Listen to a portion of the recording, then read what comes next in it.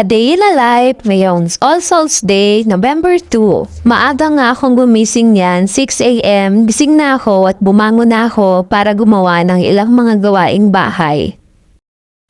Sakto naman, pag-uwi ng mister ko galing sa trabaho ay meron siyang dala na pansit bihon. Lutuin ko raw ito at ito ang almusal namin. Bumili rin siya ng kikiam bilang pansahog. Una ko ang ginawa ay pinirito ko muna ang kikiam. Gusto kasi ng mister ko na toasted ang kikiam kapag hinahalo sa pansit. Sabi ko nga ay tamang-tama ito kasi ito na lang din ang dadalhin sa puntod nila mama at papa bilang alay. Mga bandang alas 7:30 na nga ito ng umaga, medyo binibilisan ko na ang kilos ko kasi ayoko rin naman na abutan kami ng ulan sa sementeryo. Bukod doon ay iniisip ko rin naman ang mister ko na galing pa sa 24 oras na duty. Kaya naman ayoko talagang tanghaliin kami ng sobra sa sementeryo kasi nga para makatulog at makapagpahinga na rin naman siya. Pagkatapos ko ang magluto ay tinawag ko na itong asawa ko at sabi ko mag-almusal na kami. Nandun lang siya sa kwarto at nagpapahinga ng kaunti. Iniisip ko rin kasi ayoko makipagsabayan sa mga tao sa sementeryo lalo na kung marami ang darating. Dagsaan yan. Mahirap makipagsiksikan sa daan lalo na at alam ko na bago man lang makarating sa sementeryo ay merong traffic kasi maraming mga sasakyan. Marami rin ang mga checkpoint ngayon sa daan. Alam nyo naman ondas ngayon kaya naglipa na ang mga polis. Pagkatapos ko nga kumain ay niready ko na itong dadalhin ko sa punto ni mama at papa. Nilagay ko lang dito sa parang papel na cup.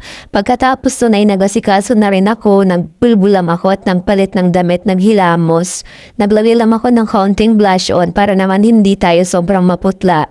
At pagkatapos noon ay lumarga na rin kami. Pagkadating namin sa sementeryo, dito kami unang pumunta sa puntod ni Papa. Siguro magbabandang 8:30 na ito ng umaga. Medyo kakaunti pa nga lang yung tao pagdating namin sa sementeryo. Pero unang napansin ko talaga sa karamihan sa mga taong pumupunta sa sementeryo ay mga matatanda na. Napansin ko nga merong bulaklak dito sa puntod ni Papa so naisip ko meron ng ibang naunang pumunta dito kaysa sa amin. Meron na ring bakas na nagtirik ng kandila kasi meron ng mga natunaw na kandila dito sa Pasimano.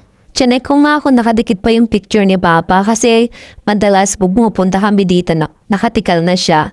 Pagkatapos namin kay Papa, pumunta naman kami sa kabila sa puntod ni Mama. Medyo mas marami nga yung tao dito sa puntod ni Mama kaysa dun sa area ng puntod ni Papa. Siguro itong mga pumunta rito na mga katabing pansyo ay hindi rin nakapunta kagabi. Karamihan kasi sa mga pumupunta dito ay mas gusto nila ng gabi kasi yun lang yung time na meron sila. Hindi na rin naman kami nagtagal at umalis na rin kami. Pinantay lang namin na matunaw ang kandila.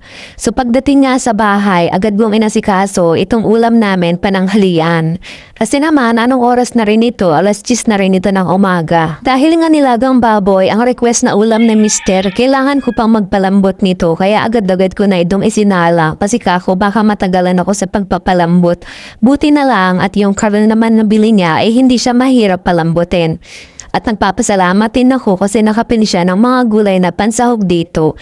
Hindi kasi ako nakakapag-stock ng mga gulay sa rep kasi madalas nasasayang lang at ito ay natutuyot at hindi ko na rin napapakinabangan. Kaya naman ang sinasabi ko na lang sa kanya ay kung kailan kailangan ng gulay, saka na lamang bumili. Meron namang talipapa dyan sa may labasan ng aming kalsada. Yun nga lang ay mas doble na ang presyo kapag dito mo na binili sa talipapa kaysa kung bibili ka ay sa sentro pa, mas mura kasi sa palengke. Pagkalabas nga ng asawa ko si Ara, inutusan ko siya na hiwa-hiwain itong mais na kanyang binili kasi sobrang tigas hindi ko siya kayang hiwain. Sabi nga niya ay 20 pesos lang daw ang bili niya dito sa sweet corn na kanyang nabili. Sabi ko naman ay parang napakamura naman na ata.